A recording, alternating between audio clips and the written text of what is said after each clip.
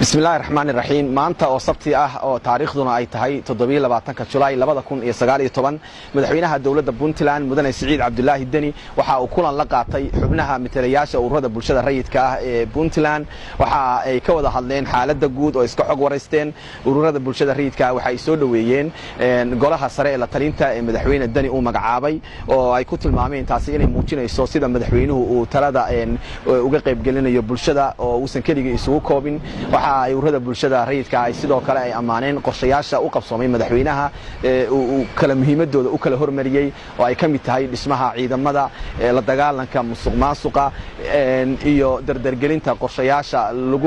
looga sameeyo Puntland maalgashiga iyo shirka maalgashiga waxaana madaxweynaha uga mahadceliyeen dadaalada uu sameeyay madaxweynuhuna waxa uga waramay xaaladda guud iyo waxyaabaha u qabsoomay qorshayaasha iyo muhiimadda uu kala siinayo isagoo aad u soo dhaweeyay isxog waraysiga ururada bulshada rayidka ah waxa ay soo jeediyeen in la sii xoojiyo kulamada hadalada dadweynaha oo dawladuna ay dabcan halkaasi ay dadka uga gudbiso madaxweynaha dawladda Puntland arintaasi aad buu u soo dhaweeyay dhinaca kale madaxweynaha dawladda Puntland mudane Siciid Cabdullaahi Deni waxa uu kulan la qaatay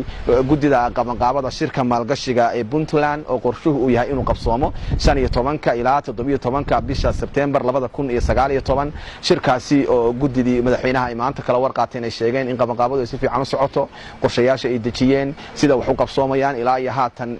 sida shirka loo shaaciyay iyadoo dhawaan shirkaasi shaaciyay madaxweynaha dawladda Puntland mudane Siciid Cabdullaahi Deni